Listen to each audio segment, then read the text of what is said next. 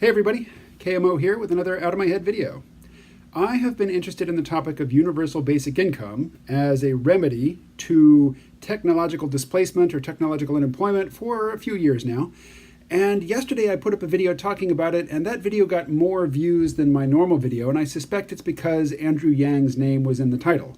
It also got a few downvotes, which my videos almost never do because very few people who don't already know and like what I have to say watch them.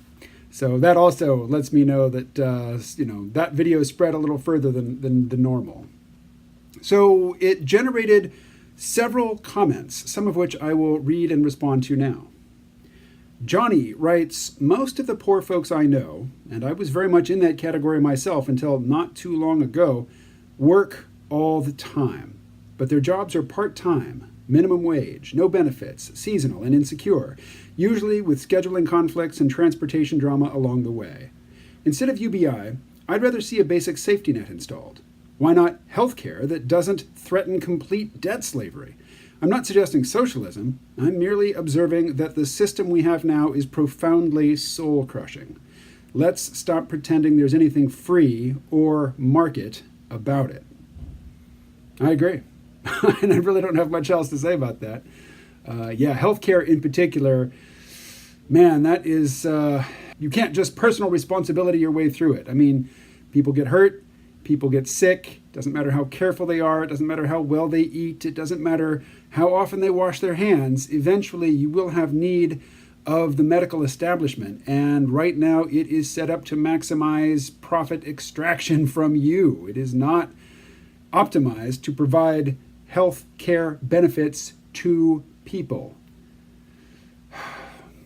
And speaking as somebody who has been self-employed for most of his adult life and has therefore been either paying through the nose for health care or more often than not just going without, which is where I am right now. Ed in Montreal, a longtime listener to the C-Realm podcast, writes, modest UBI, good. Redistribute the wealth that capitalism tends to increasingly concentrate among those with capital. Pay a dividend to the descendants of those who built the infrastructure that creates all this wealth. Trade the real and present problems of poverty, immiseration, homelessness, constant, quiet desperation for the lesser and possibly, maybe, ones of indolence, boredom, and purposelessness. So you got a few things going on there, Ed.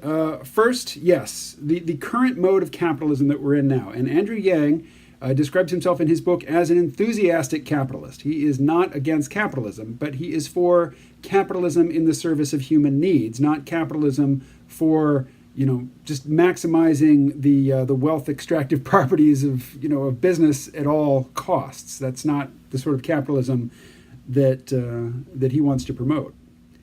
And yes, I think he recognizes that right now, because the tech sector is accumulating so much wealth so quickly, and the people at the top of that sector of the economic pyramid are so far above everybody else and accelerating rapidly, that's just not a tenable situation.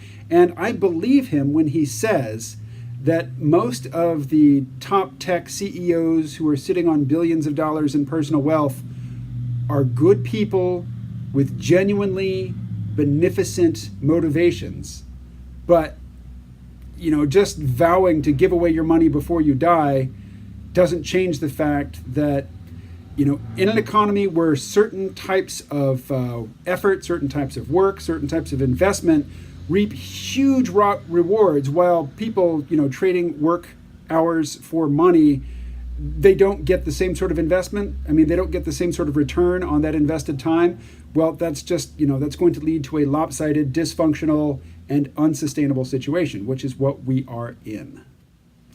Paying a dividend to the descendants of those who built the infrastructure. I'm totally not on board with that at all. Just at all. If you have two people in the present, the assistance they receive should be based on the need that they have, not the grievance that they can claim based on something that happened to people, that they're related to, but long before they were born. There's no justification for that I can really get behind. And finally, trade the real and present problems of poverty, immiseration, homelessness, constant quiet desperation for the lesser and possibly maybe ones of indolence, boredom, and purposelessness. I would say don't discount indolence, boredom, and purposelessness. They are killers. They really are. Dan writes, KMO. Haven't read the article or read the book, so maybe that's it, but I don't know why technological deflation is a bad thing that needs to be offset by anything, including UBI. I'm like you. I'd take free money, but I'm skeptical about the need for it. So this brings us around to deflation. What's wrong with deflation? I mean, deflation is things are cheaper, right? If you go to fill up your car with gas and you're expecting to pay $40 and it only costs $28, isn't that good? Well, yeah, in the moment it's good. But you have to ask yourself, why is the gas cheap? Could be that the gas is cheap because the economy is slowing down because people who used to employ drivers aren't employing those drivers anymore. People who used to have a need for, on-site electricity generation from a generator don't buy gasoline for that generator anymore because they haven't got any jobs recently, that require the use of it. Basically, prices fall when people's spending power is falling, when the demand for products and services is falling. Basically, a stagnant economy is one in which prices fall. So you don't want to live. I mean, in the moment when you're expecting to pay a certain amount and, the amount that comes up on the gas pump is less than you were expecting to pay, you're happy for a second. But if you ask yourself, why is it cheaper? Why are prices lower? What's causing this? The answer is almost never good. Also, consider if you owe money on anything. You have student loans, maybe some back taxes to the IRS. I mean, any sort of debt that you have to pay back. Inflation is your friend. Inflation shrinks the absolute buying power required to pay off your debt. If prices are deflating, if people's purchasing power is being diminished, your debt ladder gets harder to climb. It gets harder to pay back that debt. In real terms, in terms of what the money buys, it takes a lot more money, a lot more of your hard working hours to pay off that debt than it does during times of inflation.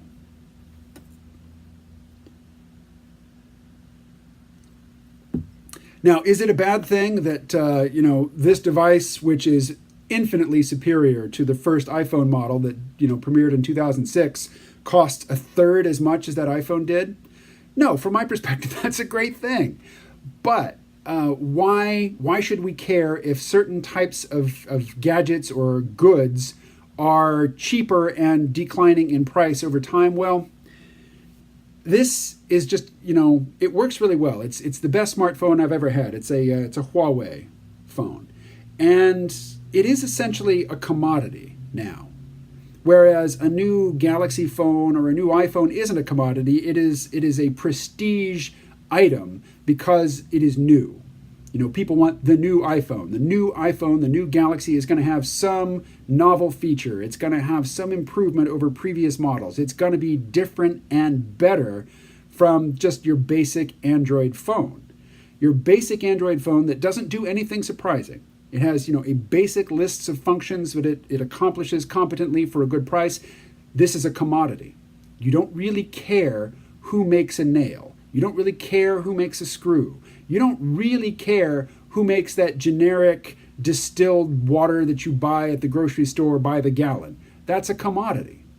You do care, if you have a Lexus, if you have a new Tesla, that's not a commodity. That is a special prestige item. The more things that become commodities, the lower the profit margins for the manufacturers, and manufacturers who are fighting against very thin profit margins have to shave costs everywhere they can. And what do? They outsource, they send jobs overseas, they automate where they can, they cut corners where they can. Basically, it's just a race to the bottom. So why don't we want that to happen in the tech sphere? Well, it's really hard to make the case that we don't want it to happen, because if this costs $1,000, I wouldn't own it. I just wouldn't own it. And it does good things for me in my life. I'm glad to have it. So, this is a hard argument for me to make. But we don't want the deflation in the tech sector to grow until it represents a significant portion of the total global economy, because then we find ourselves in a generally deflationary period. And that, for reasons that I just described, is to be avoided. I haven't thought about these issues in detail in many years, but if you go to crealm.com and you do a search for the name Nicole Foss, there's some very good interviews that I did with her when I lived in New York City. This is probably 2013, somewhere around there, where she talks about deflationary spirals and the effects of deflation and, the causes of it and why it is to be avoided when possible. So one person asked me, if I don't like UBI, what's my proposal? Well, I am not proposing any specific policy right now. I'm just examining what's on offer. I think there is no solution to our problems. I'm totally riffing on John Michael Greer here, but the situation that we're in is not a problem with a solution. We are in a predicament, and predicaments are not things that you can solve. They are things that you respond to, and your responses are either adaptive or maladaptive. Even adaptive responses are not going to fix the problem. Life doesn't work that way. Complex situations don't work that way. But what do I recommend? I recommend we try a lot of different things. I think the idea of trying a lot of different things locally is a good idea, because what works in Silicon Valley doesn't necessarily work in the Rust Belt. And what works in Texas doesn't necessarily work in New England. I think a lot of times, one size fits all solutions are a fool's errand. But here is one proposed solution. This comes from Mike in Mexico. Mike writes, Mike, also a longtime listener to both the C-Realm and Z-Realm podcasts. Mike writes, "Hello, KMO. Yes, we need the money to be in people's hands, right? Keep it flowing. I wish I could relate to you a program of sorts that is being implemented currently in the new Mexican government. Basically, you get an amount of money as long as you are part of a company or business that will allow you to be an apprentice of sorts. So the business gets help and develops with extra helpers, and the government pays the people directly. What do you think?" I think it's worth trying. And if it works out well in Mexico, states can try it in the US. The federal government can implement trial programs. We should try stuff. Not everything we try is going to work. That's a message from Andrew Yang's book, too. We got to try a lot of things, and we have to know in advance. We have to accept, we have to make peace with the fact that if we try all the things that are worth trying, a significant number of those things will fail. So we can't proceed ideologically. We have to proceed in a spirit of experimentation and responsiveness to the results of our experiments. Okay, and now one that I'm tempted not to acknowledge at all, but I will read it. Furrowed Brow writes, "Yang wants to treat everyone like packages of ground beef. U.S. grade A, poor. He wants Americans to believe that their life outcomes are the results of what was done to them and not done by them. Let me give you an example. By being a football player and partying heavily throughout high school, Billy Bob didn't graduate, didn't get into college, had to struggle to make a living while getting his GED, and then became a truck driver who now faces the possibility of losing his job due to automation. Billy Bob has an IQ of 145, and had he joined the computer club instead of the football team, he might have graduated with honors, gotten a full scholarship to college, become a software engineer specializing in AI, and would now be partly responsible for putting thousands of truckers out of a job. But he would still be employed. People need to understand how their own decisions have the greatest impact on their lives. If you are able-bodied and poor in America, it is your own fault. You clearly do not understand the repercussions of your actions. You need to watch this video. There's a link to a video. I haven't watched it. I'm sure if I did by this time tomorrow, I would be flush with cash and I would be reveling in the power of my personal responsibility and choices. But here's the thing, furrowed brow. We are discussing public policy here. Yes, the individual choices that you make in life are very important to the outcomes that you experience on the scale of your life. But when we are talking about public policy, if your public policy suggestion is that all the people who get thrown out of work by technological change should go back in time, and instead of being teenagers when they were teenagers, they should have the cognition of a fully mature adult brain and make much more sober, deliberate, and serious choices, well, that's just too stupid to even comment on. As public policy, that's that's beyond foolish. As, an individual looking at their own life, taking ownership of the results of your actions, taking responsibility for where you've ended up as an individual, yes, that is a good thing. As a public policy prescription, too stupid to even comment on, really. And the final message comes from Paul. Paul from Texas, who I got to meet in person just a few weeks ago. Paul writes, again, I don't think the working class would support UBI, especially if it raises the price for the basket of commodities that enable everyday life. This would be perceived as a handout to the poor and detrimental to the middle class. So, this is a complicated topic. I've already touched on it. I don't think that UBI is going to result in across-the-board inflation. And if it did, that would be a better result than the possible deflationary spiral that we face now as more and more things which used to be prestige products become commodities. But my concern with UBI is not that it's going to generate inflation, not that it's going to make the basics that people need for life, middle-class employed people need for life, more expensive. My fear is that, look at the payday loan industry, look at credit cards, look at various businesses that are willing to give credit to people who have not demonstrated credit worthiness.